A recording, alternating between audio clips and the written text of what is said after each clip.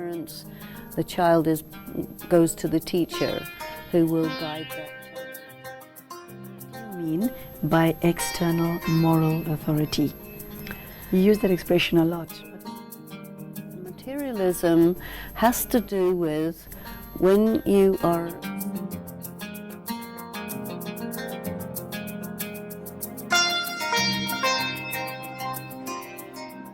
Hello, welcome back to the course in Values and Spirituality. Today we will be looking at Book 1, Module 1, where we will be going through the objectives of the course with Sister Denise, the author of these books. Sister Denise, I'd like to take you through what is contained in page 15, which I will be putting to you as a series of questions. And obviously we will be going through the next few pages. Let us start at the beginning with a definition. How will you define education in values? The thing with the definitions is that they are based on people's assumptions about what something means. And a lot of times people don't go to the dictionary and see what is the meaning of a word. They will go to how it is used, and a lot of times words are misused and the dictionary definition is not adhered to. People apply their own definition and there's variation, so there's a conflict as to what do you mean by the definition of this word and that word. In education in values, the main problem is people use the term values interchangeably with the term virtues. And my contention is that virtues are completely different from values. So if people don't know that, they're going to be thinking and talking and acting at cross purposes. It is very often thought that why we are having education in values is because there's a crisis of values. And when I started to work on this, but as I went through the whole material, I started to realize that there isn't a crisis of values. The problem is that people's values are conflicted. Okay, I'm going to stop you there. When you speak of conflict of values, are you referring to one person's conflict within themselves, or are you speaking of an individual's conflict with the people around him, his neighbors, friends and family? Where does the conflict lie? Well, the conflict lies both within and without. And what I really mean to say is we're not saying that there's a lack of values, but instead of a lack of values, the crisis is that not there's a lack, but there's conflicted. So, for example, somebody's priorities will be different from somebody else's, and they will say, my priorities are universal values, and the other people, their priorities is lack of values. This is how they will position it. And what I'm saying is that that argument doesn't hold up.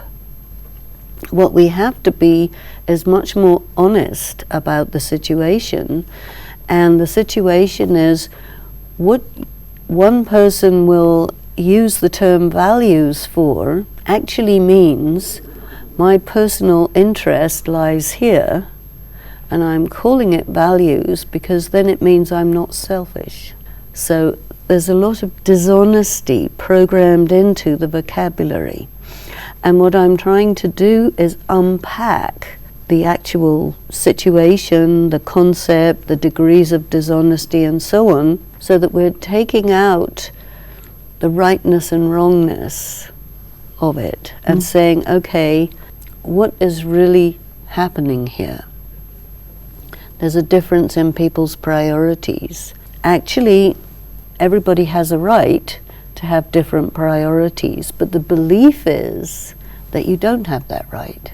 And all of these sort of archaic social attitudes, materialism, selfishness, hidden agendas, and everything gets kind of, mixed into it. So the concept is corrupted by all of this unspoken things. And what we want to do here is speak it out and say, okay, this is where the problem is. Unless we identify the problem very accurately, we can't find a solution. So in the definitions and articulations, we're actually also describing the problem in a lot of detail, so that we can then unpack it and then figure out solutions that are workable and sustainable, you see. I'm very curious, why has your sense of definition of values changed, and what has brought about this change? I'm certain that when you wrote this in the year 2000, you were very sure, otherwise you wouldn't have put it to paper and printed it. What has changed in the last 16 years that has changed your definition, and what has brought about this change? I think the change is that it became very clear to me that values is 1, 2, 3. Lower value, middle level value, higher value, whatever. And the way that people used the term values was pretty interchangeable with the word virtues.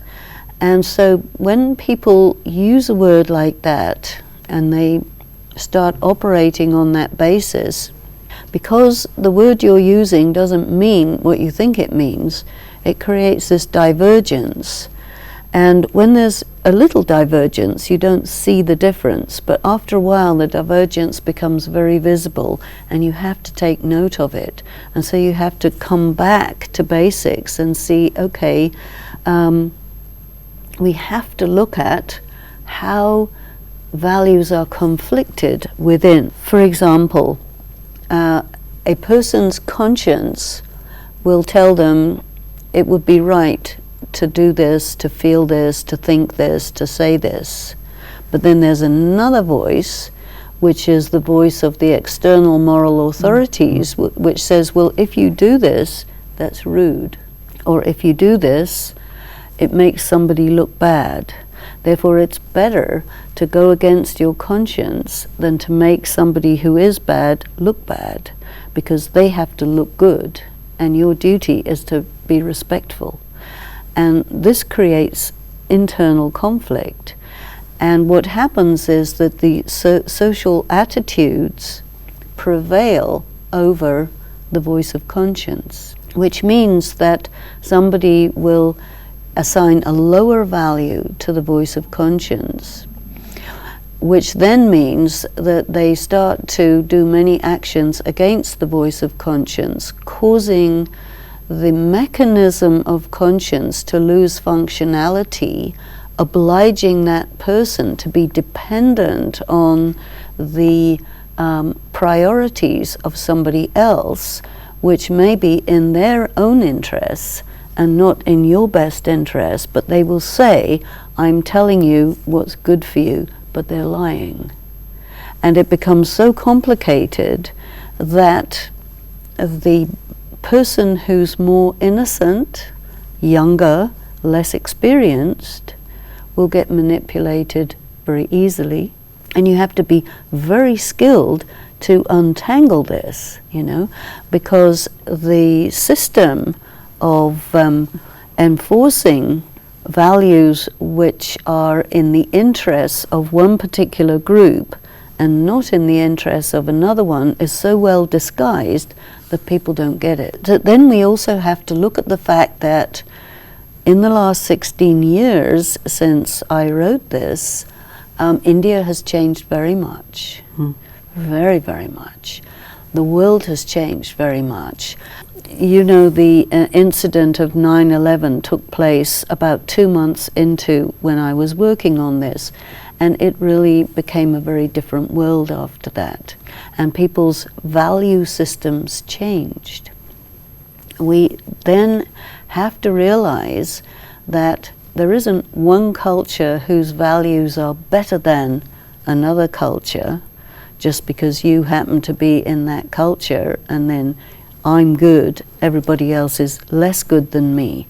Or you have a conflict between religious attitudes to values. you see, because the values are connected with religious tenets. So where you have somebody who belongs to a particular religion, which has a particular set of values, and they come in opposition to somebody of another religion who has a different set of values, then each one will say, my values are right, they are coming from God. Actually, they aren't. The values are coming from the elite patriarchy of that particular community, which in their view is good for that community. So you have a cultural clash of values, and we tend to find the word right and wrong being used. My values are right, your values are wrong. What we now have to say is these people's values are these people's values, and those people's values are those people's values, but you can't say one is right or wrong because it's a matter of opinion. The concept of values, take us through that. It's connected. The concept of values is there's one type of universal value, and everybody should adhere to that. Now what I've found is, after going into this in great depth, is that that is not true. It's a belief, it's a nice idea, it's a lovely dream, but it's not a reality, you see. So the concept of values is variation. One example I sometimes use is that values vary like foreign exchange rates. Money used to be pegged to the price of gold, and then you could say it had a value that you could quantify. But then when money was moved away from the price of gold, then it became an artificial value. It became a promise. It became something that could be very, very easily manipulated. And this is one of the reasons why there is a very big banking crisis, because the values have been disconnected from something real. And in terms of morality and ethics and so on, something similar has happened. So my response to that is to say, let us not use the word values, because they fluctuate all the time. What we're trying to find is something that doesn't fluctuate. What is the standard? And so I prefer to use the word virtues. Now, where do virtues come from? It is said for people that they are gifted. You know, somebody is gifted with patience, somebody is gifted with a loving nature, somebody is gifted with wisdom, maturity, whatever it is. They tend to call it gifts. Gifts from where? Who can give you such things? Has to be from a divine source. Now, values are computed by humans. A divine source is not a human source. So what I then found is that when you're working with values, you're working with a human description of something. They assign a value to it, like a tube of toothpaste costs so many pounds or dollars or rupees or whatever. That's the value of that toothpaste. And it's going to move up and down according to the market. But there is no intrinsic value of toothpaste because it's a marketable thing. Now when you apply the market to virtues, it doesn't work, because virtues don't go up and down. What you also find is people speak about Christian values, Islamic values, Hindu values, whatever. Virtues don't have the possibility of being defined in that way. You can't have Christian virtues which are different from Islamic virtues, because virtues are virtues are virtues are virtues. Like they say, a rose is a rose is a rose. So values vary according to culture, religious tradition. So I started to make a bigger and bigger differentiation between virtues and values. Values get enforced. So morality is a system of enforcing certain values, and these values are enforced by punishment. You can't enforce virtues. They're either there or they're not, you see. So you begin to see that values and virtues are very different animals, you know. I wouldn't use the word animals, but I hear what You you're know saying. what I mean? Different species, you could say. Okay, Sister Denise, when one is embarking on developing values within the self, what is obvious is that there will be challenges and obstacles when one is embarking on such a journey. Could you take us through how one meets these challenges? Well, I don't think you can say developing values. You don't developing values, you quantify it. You say you can develop virtues, you can't develop values. Explain the difference for us. Values is about priorities. So you set the value, you don't develop it. You assign a value. You will say, you know, being respectful is more important than being truthful. That means you give a higher value to respect and a lower value to truth. And then your conscience will come in and say, no, I think I put it the other way. I put a higher value to truth and a lower value to respect. And then your conscience will say, no, that also doesn't work. You see, so that's a lot of work to figure it out. So what you're saying is your values are your priorities. Yeah. Is that another synonym for values? Most people don't know this. Well, that's my whole point. They think a value and a virtue is the same thing, so you can cultivate values, you can develop values. You can't. You set them. You find out what is the value.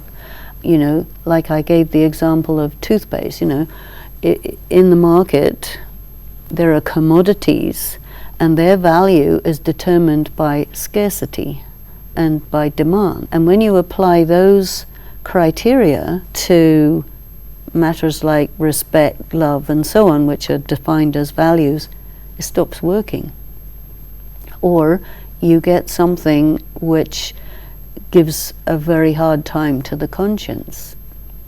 And this is the real issue, is that the system of considering values and virtues to be the same thing is a direct cause of the erosion of the functionality of conscience.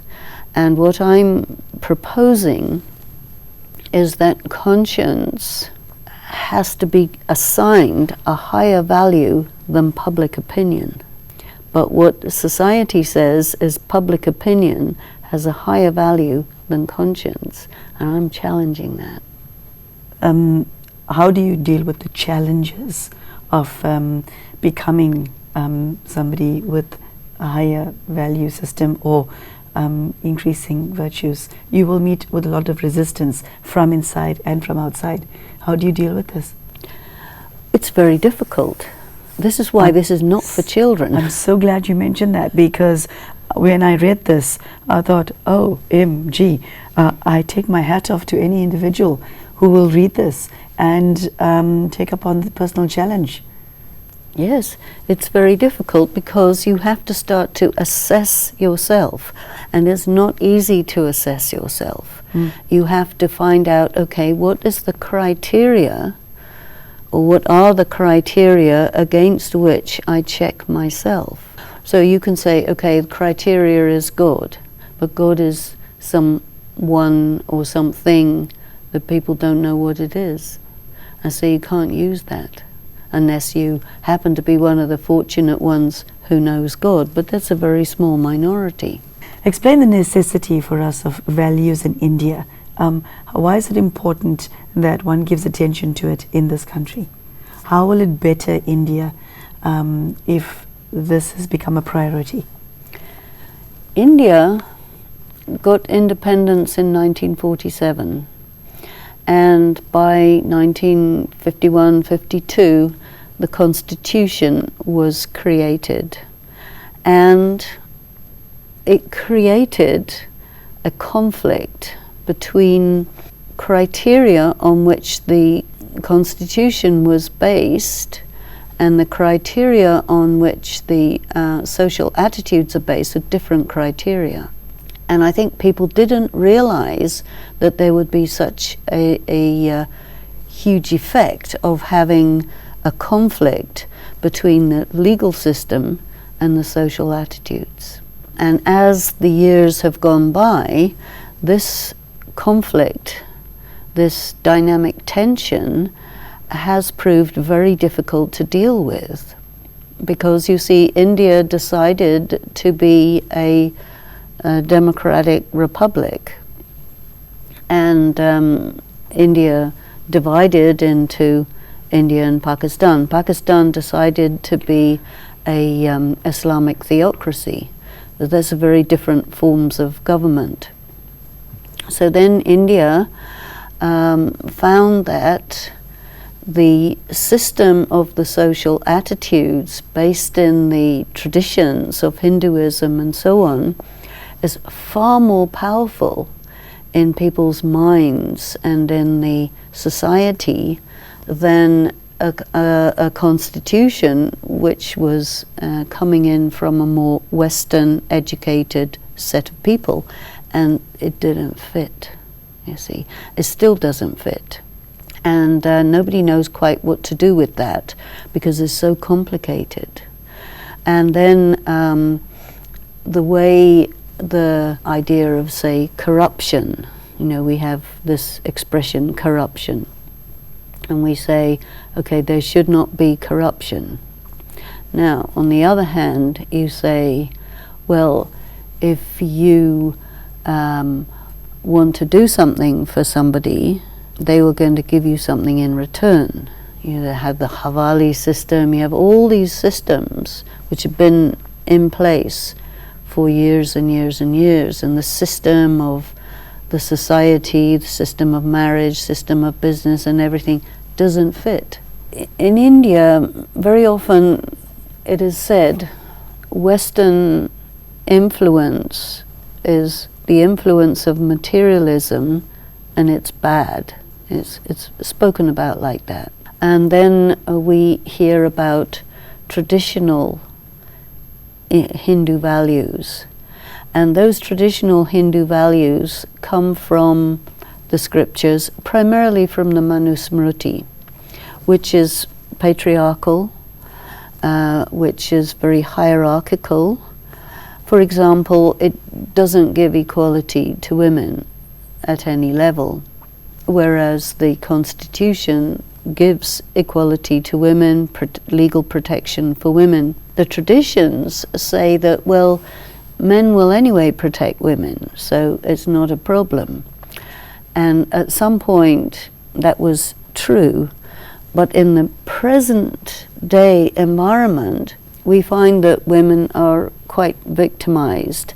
And one of Gandhi's primary objectives was to emancipate women. And that goes directly in contradiction to the traditional values. And so the value of protection for women is a good value. The value of, well, we look after our women because they're so beautiful and they're so important, that's also a good value. But when people, in a general way, are depleted in terms of their personal qualities, then what they say and what they do doesn't match. And this combination has created a conundrum that people can't come out of. And so my response to this conundrum is to say we have to redefine everything and we have to reset all the values. So this program is really about setting and resetting and deciding how will we reset all our values. I'd like to know what the benefit is for India, for an education in values, a land that is so steeped in religion and spirituality. How will this change India? I don't know whether it will change India. I don't know that my aim is to change.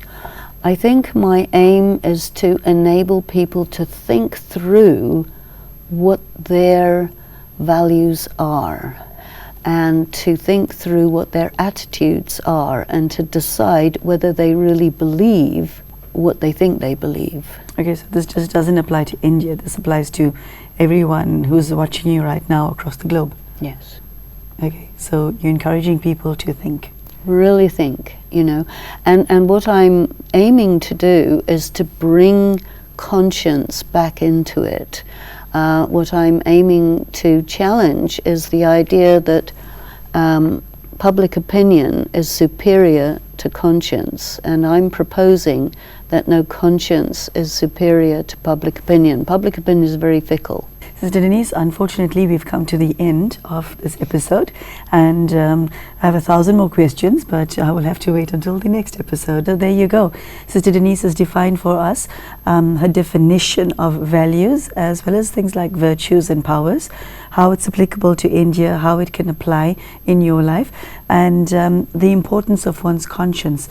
And I would invite you to examine your own conscience and ask yourself where you stand on important issues, not just affecting the people you love and the world in general, but yourself. I would invite you to sit down and write down, for example, 10 values that are important to you, because this entire series is a self-reflection exercise. So I thank Sister Denise on your behalf for joining us today, and I thank you for lending us your ear for this half an hour, and I hope to see you again for the next episode. Take care. Goodbye.